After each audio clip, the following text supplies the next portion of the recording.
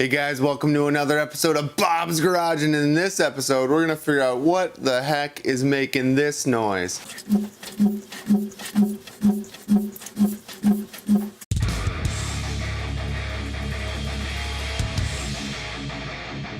Alright guys, here we go. We have the back driver's side, or rear driver's side wheel off. And if you guys remember back at episode, I think it was 180, it was 2 episodes ago, the rear brake pad episode, literally live you guys saw this go down, probably around the 5-minute mark. I was hammering on this caliper here and something fell. I looked up in that video and my spring was borked. So we are revisiting that right now and gonna try to see what we need to do to fix that problem that we were having.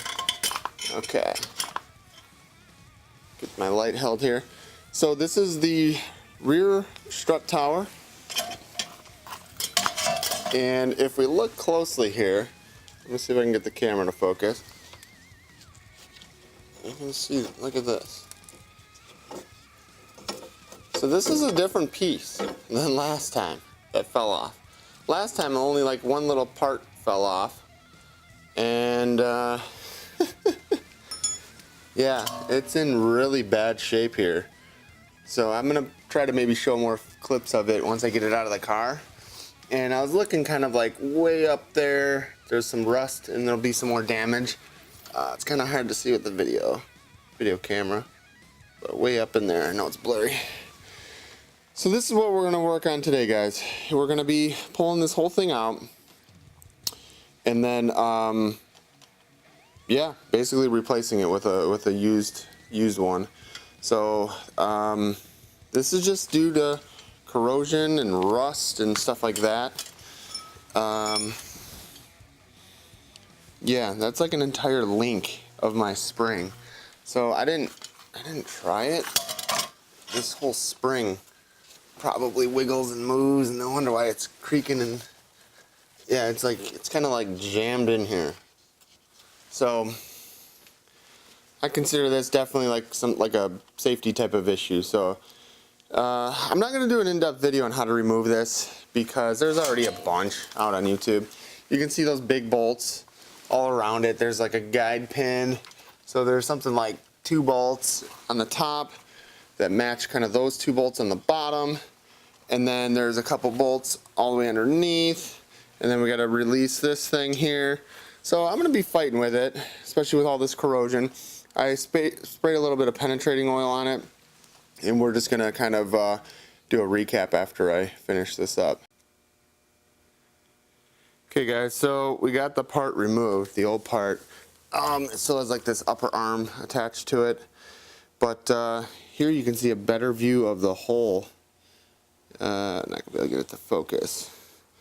This is the used replacement part. I probably could just rinse it off, wash it off, but it's just dirt. It's going in the wheel well. I don't really care.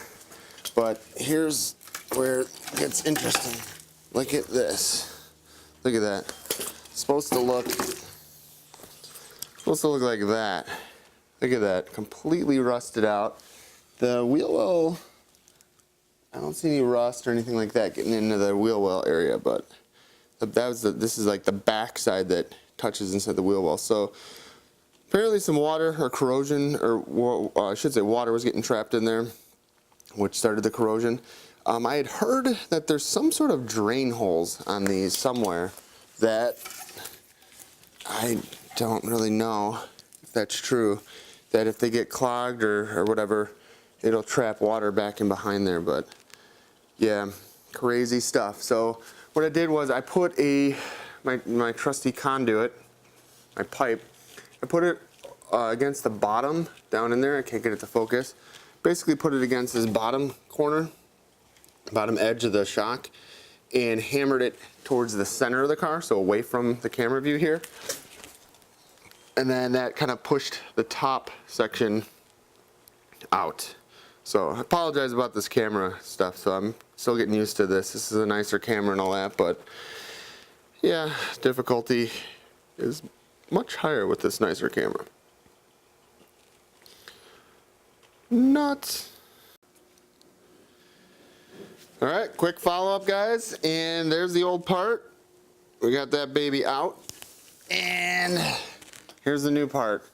I probably could have washed it off and stuff and cleaned it to make it look a little bit nicer, but that's it. It wasn't too complicated of a job. I'd say this took me maybe an hour just because I was mainly doing it by myself.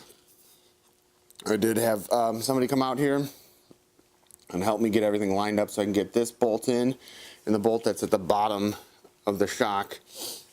But yeah, let's see if the camera can figure this focus out. Not really. But yeah, so what I did was on reinstallation, I did have to put the bottom bolt in, the one that's kind of back behind here. I had to put that one in first after kind of laying it in there. Then I tightened up the 4 bolts. You can see the 2 in the middle there. There's 2 up top. And then I basically wrenched this guy into alignment and then slid that bolt in and then tightened everything down. I don't really know the torque specs for any of this shit. I just did the old German adage of Guten tight. And that's it. So it wasn't a bad job. And these are side specific. So if you didn't realize there's like alignment pins, but you can see that channel there, and there's one at the very top in between those 2 bolt holes. So those are reverse depending on which side of the car you're doing. So make sure you straighten that out. But that's it.